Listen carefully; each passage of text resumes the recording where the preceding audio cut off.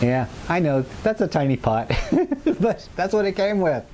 Welcome to the Voodoo Garden, everybody. My name is Ray. I will be your host today, and this is a Coleus.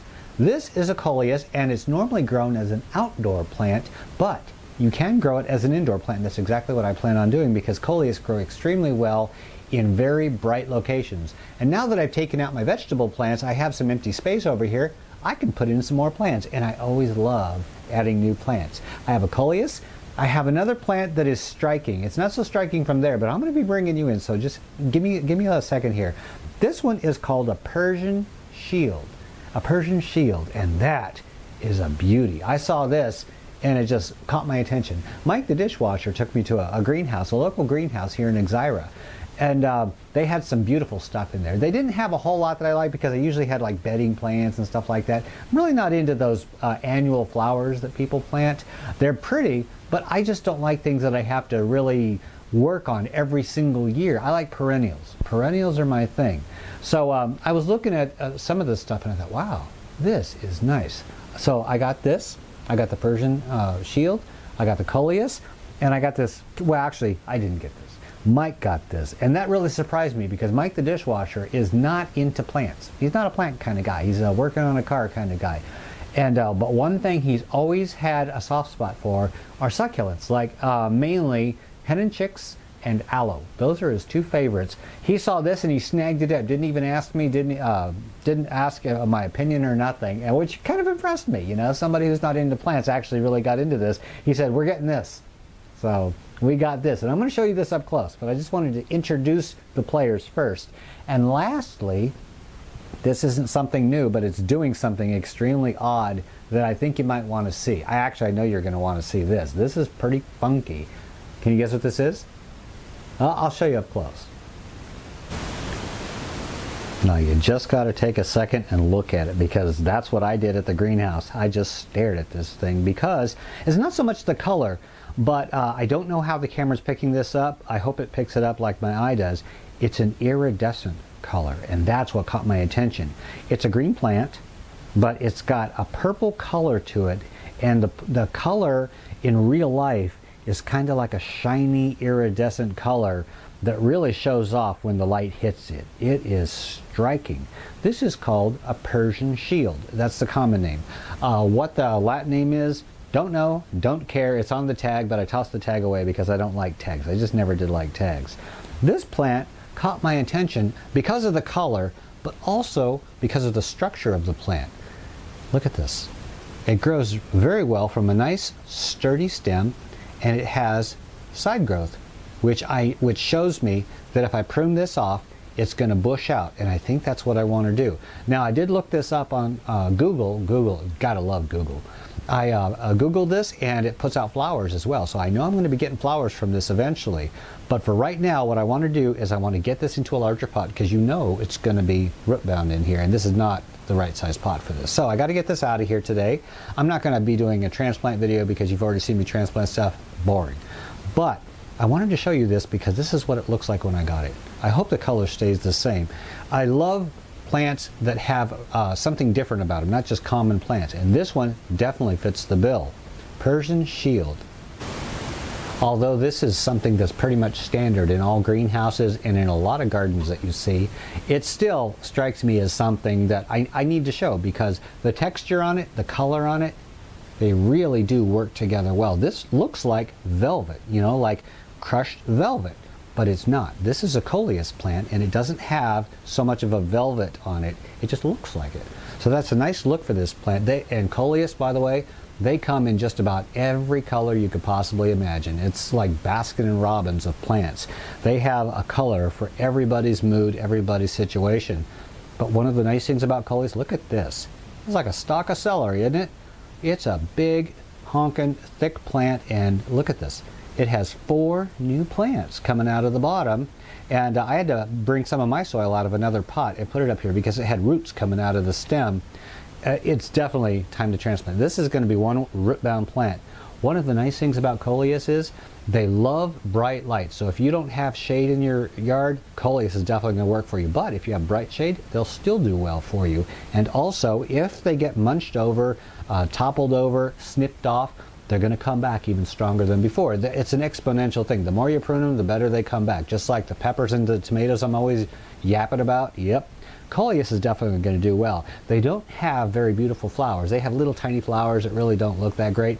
The looks and the fun of Coleus is in the leaves.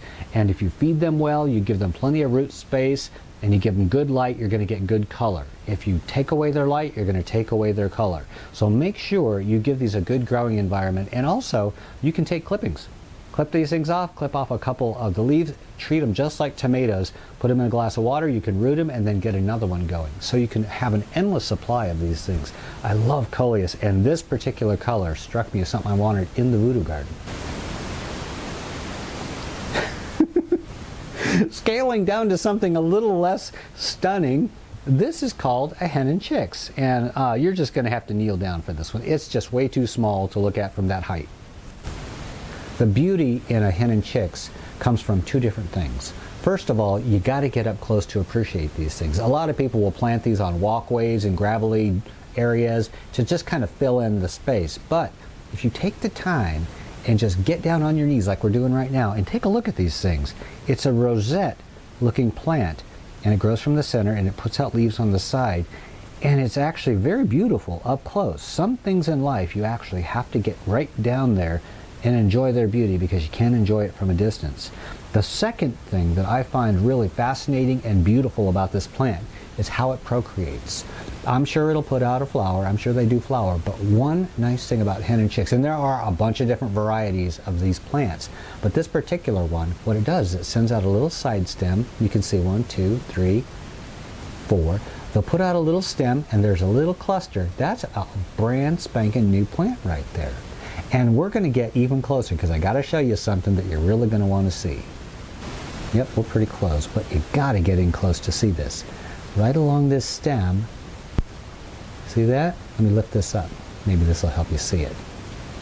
See underneath it? All of those little white things pointing down, those are all roots.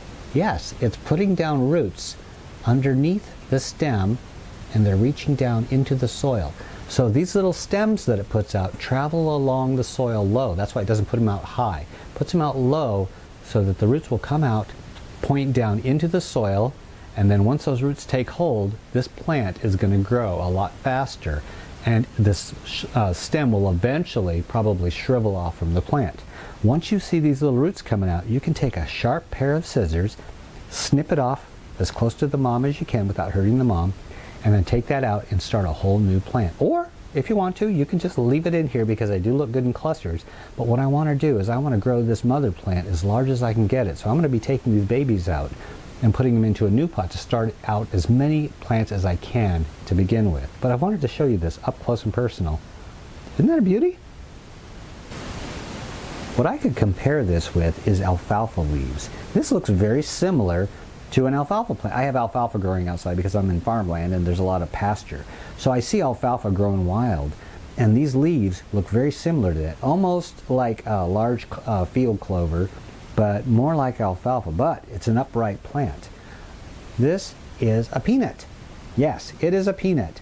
And peanuts are one of the most original plants that I've ever grown.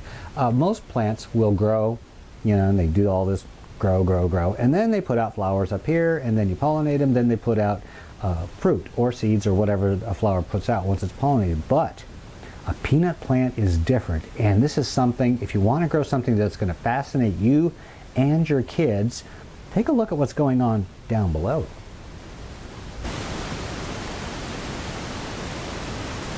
All along the peanut plant stem, it puts out these little yellow flowers. They're really not that remarkable, and I don't think that they have a smell, but all I do with these flowers is I tickle them. I just, and that's all I do, because I don't see them actually opening up on the very inside to get any pollen. So I figure it might be enclosed like some tomato flowers, but what I've been doing is I just go like this. And that apparently is pollinating them. Now once they're pollinated, let's go even lower. After the flower's pollinated, it looks like it shrivels up and dies. Look at that. It doesn't look very good at all. The stem that the flower was on looks kind of wimpy. It looks like it didn't pollinate, right? Well, actually, no, that's not true. What this does is the flower seems to die, and then the stem will point itself down, and then the plant will push the actual flower into the soil. See this thing that I'm touching? This is not a root, this is not a stem. This is the flower stem, which is right up here. This is one of the first flowers that was pollinated. It pushes it down into the soil, and then underneath the soil, it turns into a peanut. Yeah, in the shell and everything. That's how peanuts make peanuts. It's not off the roots, it's not formed above ground. It's actually a seed that comes from the flower. Yeah, it is the most bizarre thing. And there's a couple more right here. You can see these little stems. Yeah, those used to be flowers. And here's another one going down into the ground. So this is how a peanut plant makes peanuts. Oh, one last thing about the hen and chicks. The hen and chicks, a succulent. A lot of people associate succulents with dry, arid soil like a desert. And they will grow well with minimal watering, minimal fertilizer and stuff like that. But I'm growing these in regular soil. Yeah, the stuff that I mix up. I mix up worm castings, coir, which is cocoa peat, and vermiculite. This is something that I use for every single plant, from my tobacco to my banana to my camille, dumb cane. Everything that's growing in here, vegetables, fruits, trees, shrubs, every single thing gets the exact same soil. And that's got to tell you something about the mix. If it can grow succulents and cactus just as well as it can grow tropicals and fruits and vegetables, there's got to be something really right about that soil mix. So I didn't invent this. I just put a bunch of stuff together. But that's how I do my soil mix, and something like this is going to do extremely well. If you're going to be taking care of any kind of succulent, remember, you mix up a nice, light, well-drained mix, because they don't like to have their roots wet for very long. You give it a lot of water, and then you let it get bone stinking dry. And then you do it again, because that is the cycle of watering for succulents like cactus, hen and chicks, aloe. They're desert type plants, and that's how they get their water. They get it all in one shot, and then it's bone dry time for a while. And that's what I do. But the soil does not have to be rocky, barren, nasty stuff. If you give it something like that and give it a mild organic fertilizer, you're going to get better growth out of your plants than you normally would. And doing something a little bit different is something that I really like to do here in the Voodoo Garden. That's why I got these. Not just to show off to you, but because this is going to make me happy. I got these for me, but I wanted to share them with you. I love this Persian shield. This is going to be a really fine addition to the Voodoo Garden. Coleus, I've always wanted one, and I finally got one, and this is a good one at that. Now, once I transplant this, it's going to get a whole heck of a lot bigger. And the last thing, this is just making me smile all over the place. You know, I got these seeds from a viewer. Yeah, viewers send me seeds all the time, and this was for a regular peanut. And I decided, what the heck, I'm going to grow a peanut in the Voodoo Garden. And how much fun is this? You know, if you have a kid, or if you're simple-minded like me, and you're fascinated by a plant that does not follow the rules. I mean, the rules. You grow up, you put out flowers, you put out seeds, you call it a day, right? No, Peanut decided that's not how I'm going to do things. I'm going to make my flower and shove them down in the dirt. Who would have thought? I mean, come on. You just don't think of stuff like that. You gotta love the peanut plant. And if you want to grow something that's going to be fun and original, and the seeds aren't expensive, for a few dollars you can get enough peanut seeds to last you the rest of your life. Go online and look for those.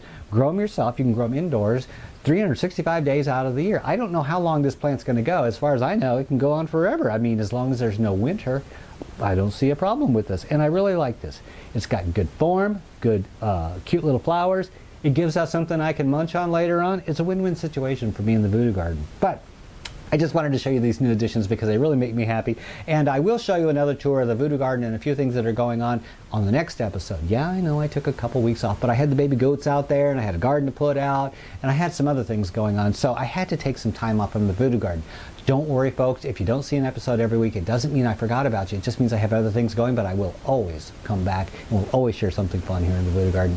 Okay, I got to get going. I got to go transplant these things, and I hope you guys had fun in here. This is Ray in the Voodoo Garden. We are out of here.